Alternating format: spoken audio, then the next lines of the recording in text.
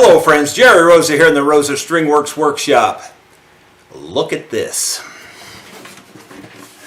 Isn't that different? Look at how big of a bulge it's got right there. This bridge is pulled up and it's really bulged. It probably doesn't show up as good on video as it does here, but that is really bulged up. I would say 1/4 of an inch at least beyond the outside edges. Now, here's the real kicker. The lady that owns this said she was playing it yesterday and there was no problem. It happened overnight, literally. And boy, it really happened. I find it hard to believe that it wasn't a little bit of something yesterday, but she said no, it was fine yesterday. So you can see a dark dot right here in the middle. Well, that dark dot is covering a bolt.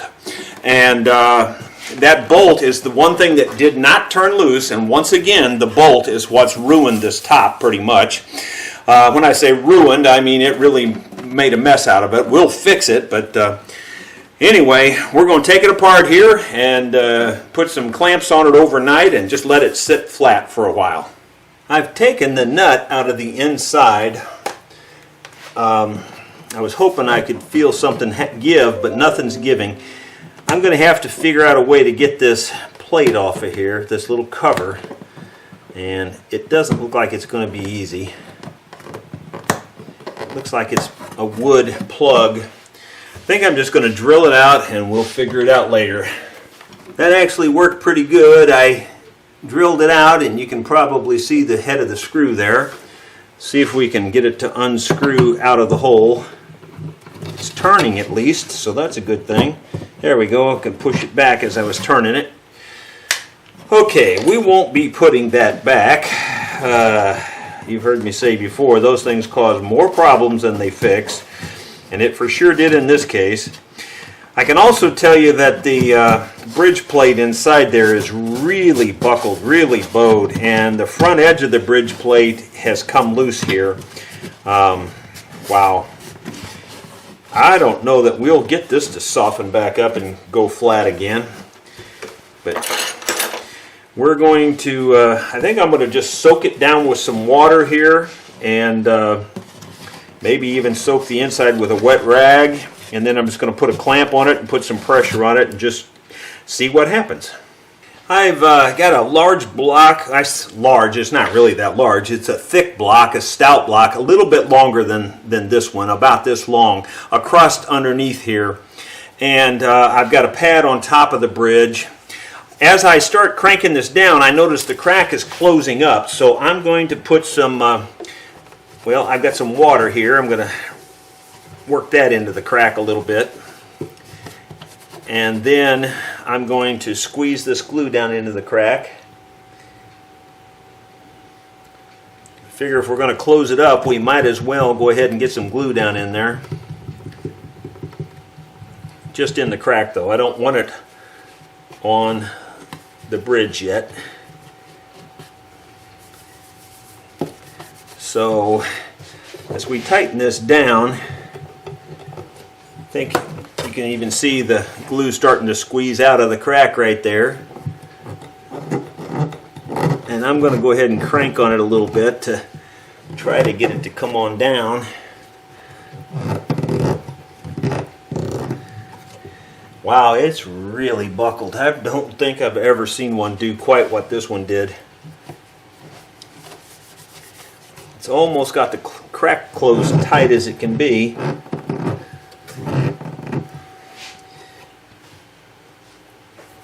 I don't know if I can get any more clamps in there on that one little block of wood or not.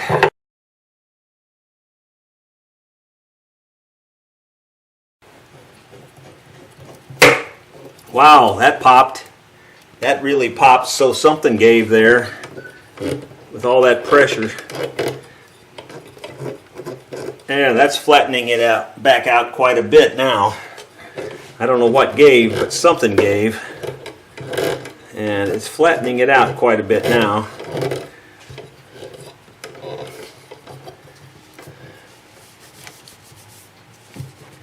clean up all that glue, squeeze out. Now it's almost flat across there. It's amazing.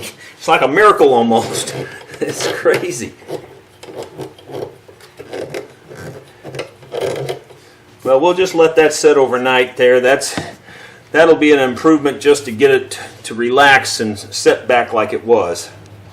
Well, we're on the next morning of this guitar bridge failure, and that loud pop that I heard when I was clamping this down and it went back together really good, I think was this bridge popping loose. Anyway, there's a pickup here that's in the way. It's kind of a pain. But this bridge, it's got like the typical problem that I always talk about. They left, you know, over 1/8 of an inch around the edges, especially across this front edge, that's not glued to anything but the surface, to the finish. And so that you're losing a lot of holding power by doing that. You've narrowed your holding power down to this little tiny area that's pulled up here. It's much improved. It's still high though. It's still about as bad as most any I see. It was far worse at the beginning, but it's still got quite a big hump in it.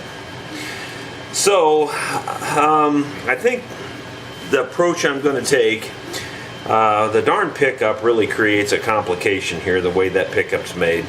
It's some kind of a ribbon tape. I haven't really even seen that before. Usually it's a metal round wire type deal.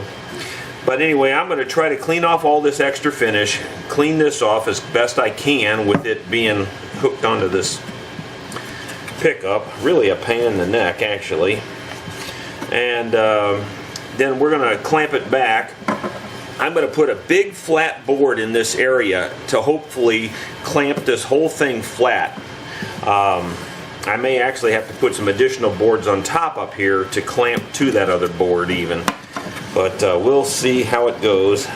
Also, the bridge plate under here is loose, at least across the front, so I'm going to try to get glue up in there before I actually glue this down too.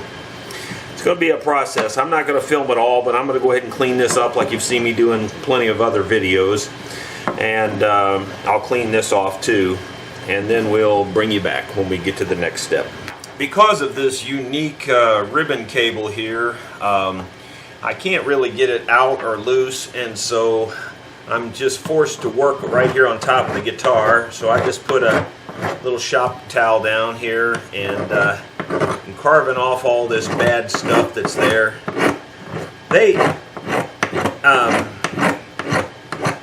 There's quite a bit of glue buildup. Well, I don't know. It's hard to explain, but there's quite a bit of glue buildup underneath this here, and it's because it was held up off the finish. It's really kind of a mess. So I'm getting it back down to bare wood. And I've got this all cleaned off inside here so that it should match up pretty good.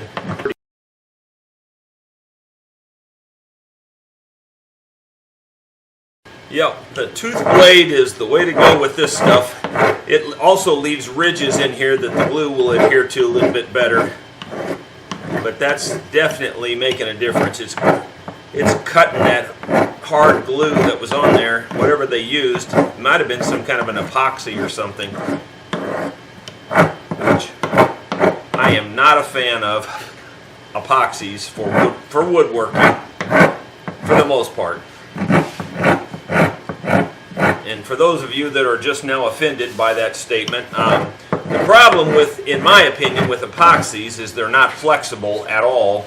They break, and most everything on a guitar or an instrument has to flex a little bit, and that may be what caused this to pop here, because it all popped at once. It didn't just tear loose, it just popped loose, and to me that's like the sign of an epoxy. And the way it carves here, I would say it's an epoxy for sure.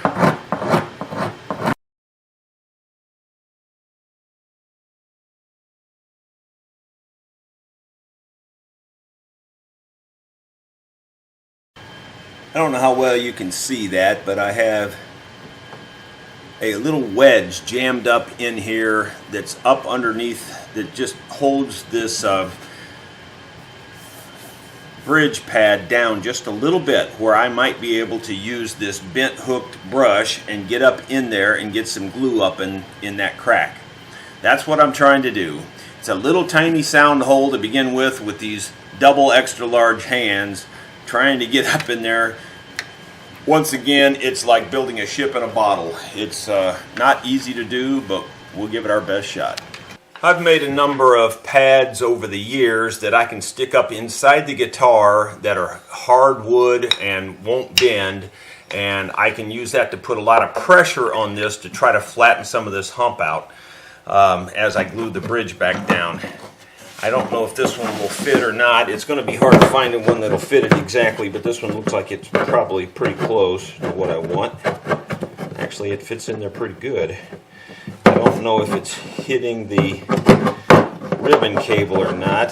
The ribbon cable is kind of a pain. Actually, that fits in there really good. It fits right around the braces and everything. So that's pretty good. That's one of the bigger pads I have. So if it fits in there, I mean, it covers a pretty big area, as you can see. So anyway, that's what we're going to try to do, and see how it works. That's all I know to try here at this point. So we're going to coat this down with glue real well, put this inside there, and then clamp it up and see what we end up with.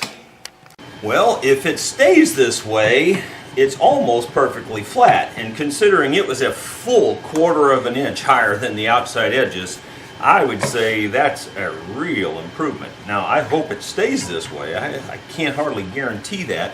My guess is it'll spring back some, possibly even 1/8 of an inch. But you never know, it might not. Get rid of all the extra glue squeeze out here. I know the bridge isn't going to be coming back off. It's on there to stay this time.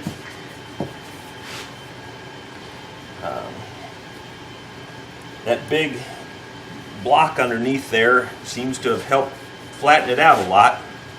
I was able to get a little glue under the bridge plate, but not very much, to be perfectly honest with you. So it was just in an impossible place to get to. And but I know I got some under there, so hopefully that'll be enough to hold the front of the bridge plate down too. And that's about as good as it gets for this thing, so we'll see how it looks when we take the clamps off tomorrow. Well, you can see we've got the clamps off of it now. The bridge appears to be glued down really tight. The top has got the slightest bit of a bow here, but very slight now, so it looks really good. The biggest negative at this point is that the finish chipped off in this area right here, and a little bit along this front edge. The finish was very brittle, chipped a little bit right here too. And all that bending probably didn't help it any, and so as I was trying to cut it away, it chipped a little bit. So I've got some sanding sealer that I'm putting on this brush. It's a lacquer sanding sealer, and I'm going to touch it up just as lightly as I can touch it up. Trying to just get it into the spots that chipped off and trying not to go any further. Hoping to, the reason I really want to seal this, it's not so much that I'm worried about the bare wood, it's just that the edge of that lacquer is still loose where it's chipped off, so it could chip more. So if I put this on here, I'm thinking this might kind of glue that edge of that finish back down. That's what I'm trying.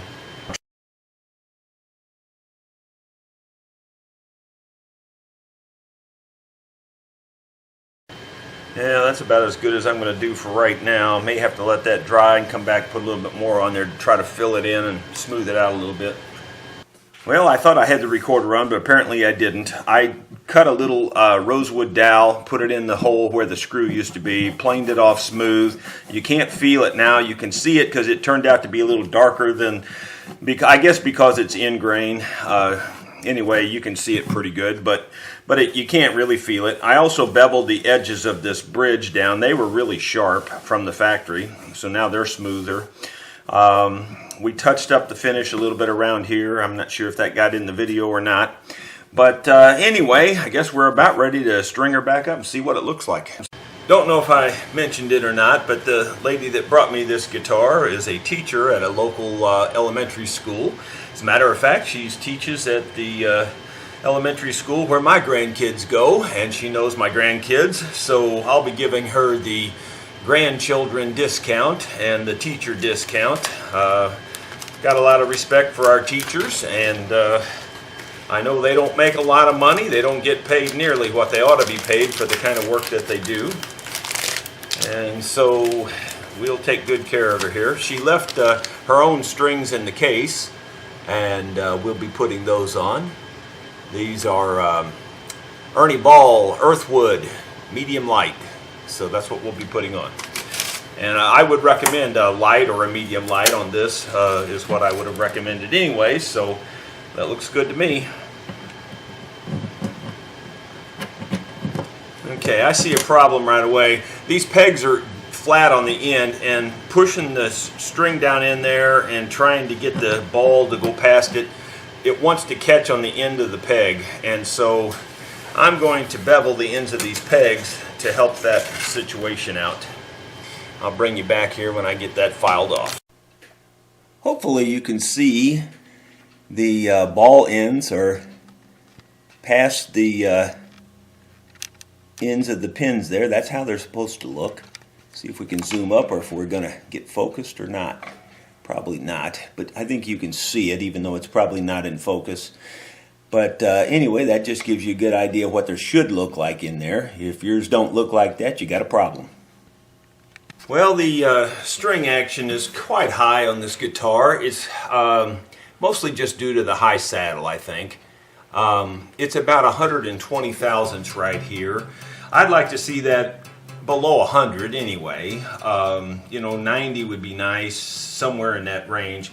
So if we're at 120 and I'd like to get it to 100, for instance, that would mean I need to take off about 40 thousandths back here. So we're going to take off some. I haven't checked the high side here, or the the small E yet. I haven't checked that, but it doesn't look quite as high to me, so I'm probably going to have to taper the saddle a little bit.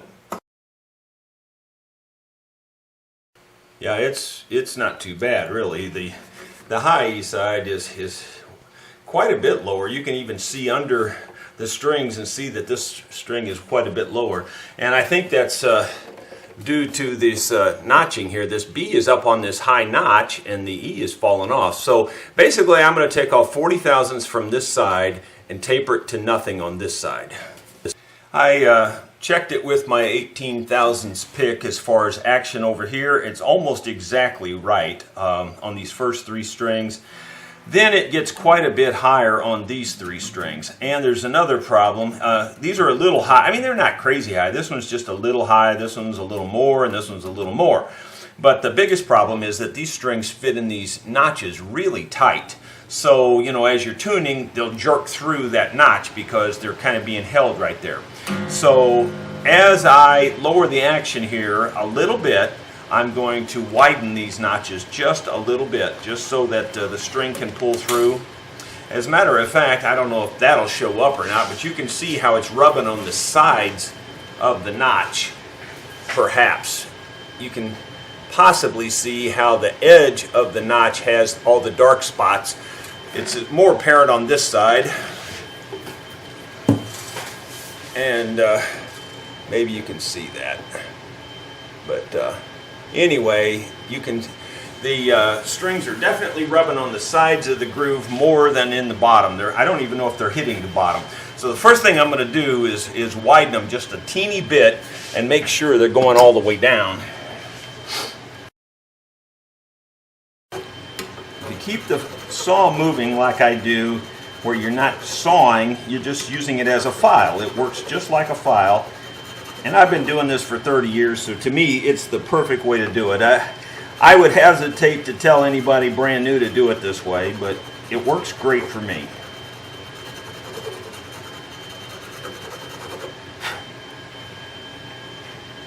I can also look down it to make sure that the bottom of the hole is round, and if it's not, I can round it off with this.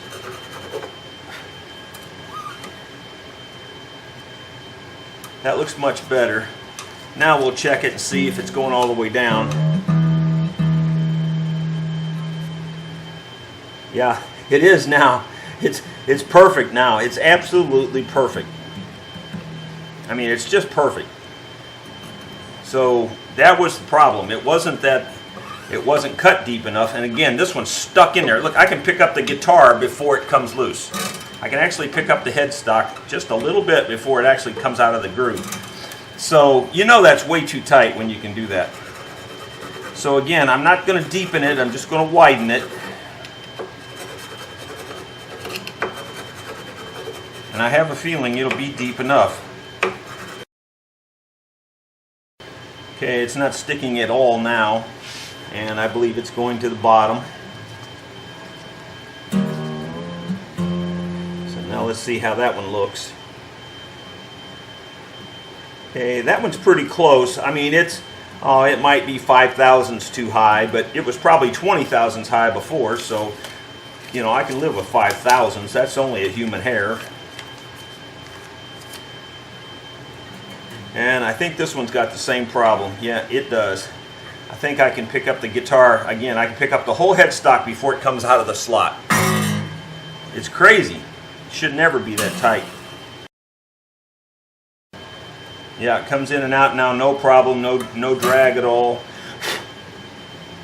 Okay, and I have a feeling that one will probably be right now too.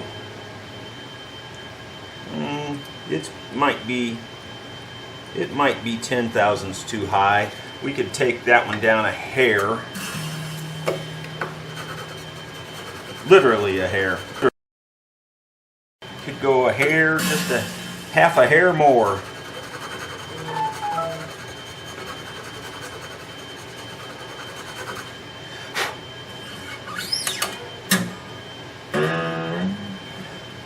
And now I'm going to go ahead and put pencil lead in the bottoms of those 3 grooves to help these brass strings slide through there a little bit better. Actually, this one here might still be rubbing on the edge. I see a little black spot on the edge again. I'm going to widen it just a teeny tiny bit more.